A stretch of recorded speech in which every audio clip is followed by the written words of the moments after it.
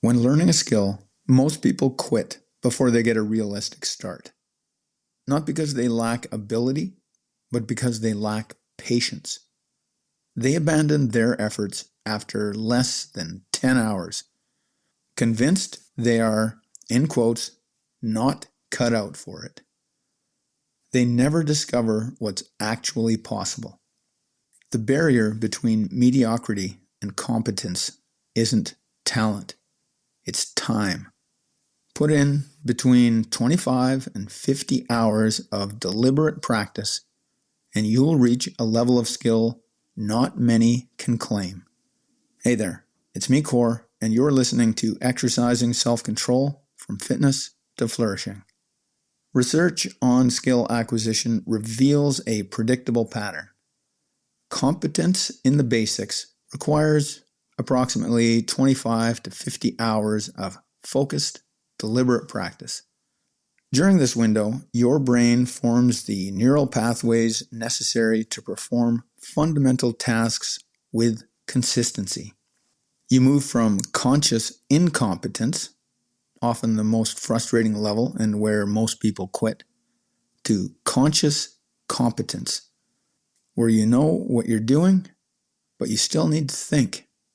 Mastery, by contrast, takes roughly 10,000 hours. Malcolm Gladwell popularized this figure, and it's suggested for elite performance. It's not a hard number, but it's a good rule of thumb to describe the amount of practice required. Another alternative, put forward by Naval Ravikant, is that it could be 10,000 iterations. Either way, it's a lot of work. We're talking here about what it takes to reach virtuoso level, the domain of world-class performers. But you don't need mastery to make excellent progress and become exceptional. You need competence. The gap between 50 hours and 10,000 hours is where most valuable work happens. This is where you become genuinely useful, where you can create real results, where you stand out from the 90% who never commit to the work. Competence is a threshold. Cross it, and you're no longer a beginner. You understand the fundamentals. You can troubleshoot problems. You can teach others. You start becoming, as Steve Martin, the comedian, put it, so good they can't ignore you. Most people never reach this threshold because they underestimate the commitment. They think 5 hours should be enough. They think 10 hours proves whether they have, in quotes, the gift. But that's not enough. 50 hours is the real test. Not the test of talent, but of whether you are serious and willing to put in the work.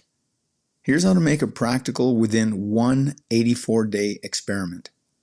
This is the length of time used in implementing the practice. At 50 minutes during weekdays only, you'll get 50 hours within one 84-day experiment, hitting the target with weekends off. With 50 minutes daily, you'll get 70 hours within one 84-day experiment, exceeding the baseline that ensures skill competence. The math is simple. The execution is doable. What's difficult is the follow-through. Here's an example. You want to stop checking your phone out of habit. It's a small habit, but you want to demonstrate to yourself that you can reclaim your attention.